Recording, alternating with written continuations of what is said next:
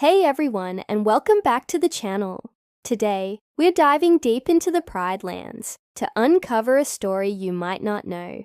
What was Simba's life really like before he took his place as the Lion King?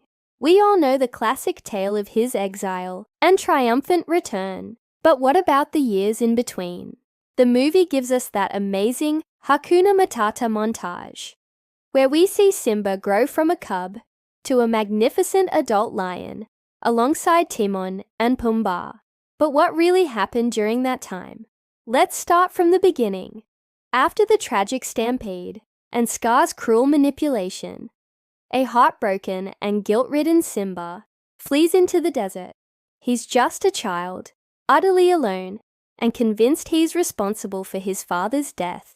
This is where his new life begins, when he collapses from exhaustion and is discovered by our favorite duo, Timon and Pumbaa. They save him, and more importantly, they introduce him to their problem-free philosophy. Now imagine this transition.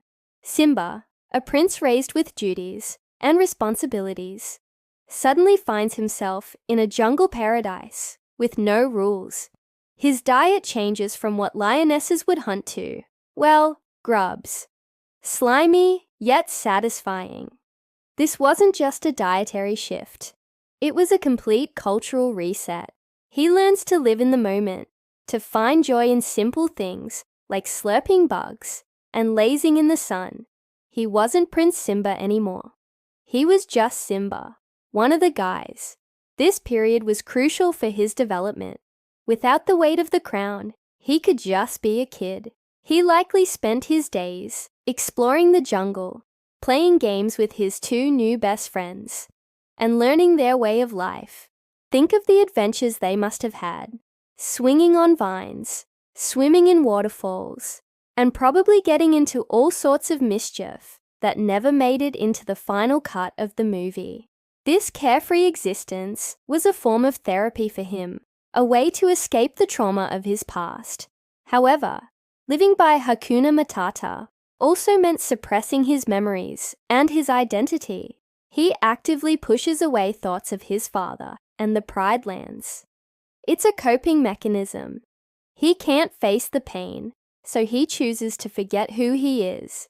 Timon and Pumbaa, with the best intentions, helped him build this new, carefree identity. They became his surrogate family, providing the love and support he desperately needed after losing his own. But as he grew, traces of his royal instincts would have surely surfaced. We see a glimpse of this when he playfully pounces on Timon. His natural strength and agility, honed by years of jungle living, were far beyond that of a meerkat or a warthog. He was a lion, and no amount of Hakuna Matata could change that fundamental truth. Deep down, the legacy of Mufasa and the responsibilities of a king were dormant, not gone. And then Nala returns. Her arrival is the catalyst that shatters his peaceful, responsibility-free world. She brings the past crashing back into the present. The arguments they have aren't just about him returning.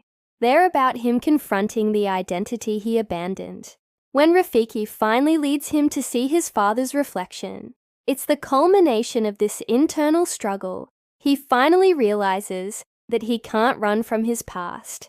He must learn from it. His time in the jungle, free from royal pressures, gave him the strength and perspective he needed. But it was his acceptance of his true self, the son of Mufasa, that allowed him to finally become the king he was born to be. So, Simba's journey wasn't just about returning home. It was about rediscovering himself after years of self-imposed exile. The Hakuna Matata years were not a waste.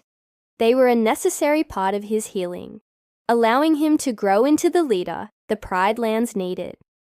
What do you think about Simba's lost years? Let me know in the comments below. Thanks for watching, and don't forget to like and subscribe for more deep dives into your favorite stories. See you next time.